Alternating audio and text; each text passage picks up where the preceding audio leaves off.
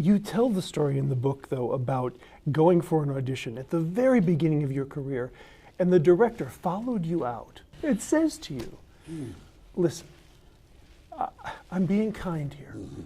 I just want you to know that you have no talent. No. She said there are actors who have really good auditions and then they can't act. And there's people that have really great actors that give bad auditions. But you just don't have any talent. You should just not do this. You don't waste your time.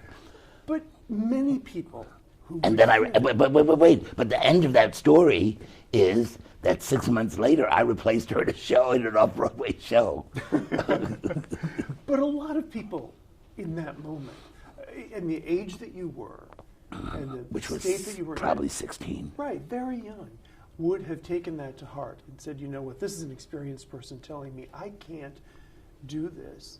Another thing that I always feel is that failure is okay. Failure hurts. It certainly does hurt. But failure with time becomes a good story. Becomes a funny story, sometimes a sad story, sometimes whatever. Regret is never a good story. Living with regret is something you don't want to do. So of course I didn't know this then. I was a 16-year-old kid. What the hell did I know about anything? But if I actually did know, I would have said, well, if I stop now, I will regret never having gone further. I don't know why I did, why I kept going, other than I needed a job. But I had so many kinds of jobs, I was an usher in movie theaters. I delivered dry cleaning. I did needlepoint. I did embroidery. Any sort of thing. And they all meant about the same as acting. There's a lot of people who think that you make it because, and maybe people do, because of a drive or an ambition.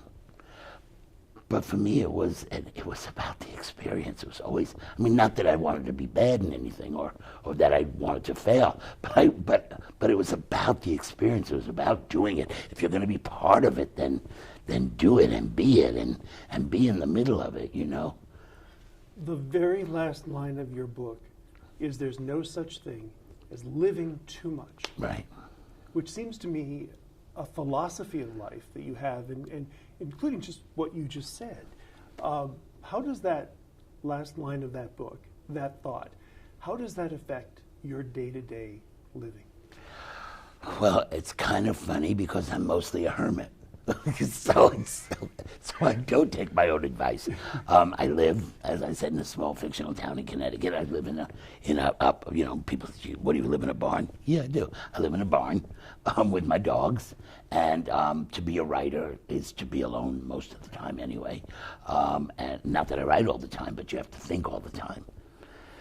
You got to turn that machine on and let it run. And, and then I live my life, around other stuff. But it's only when I come to the city that I have this kind of manic energy. Otherwise, I'm very cool. Very cool. I'm very on the down low. Really? Yeah, because who are you going to perform for? The dogs? They don't really care. You could. Well, they don't care. They don't care. They just want another play date. So they don't care. But I do believe that if something interesting comes along, I really try not to say no to it. Mm-hmm. I really try to be part of because life is so interesting.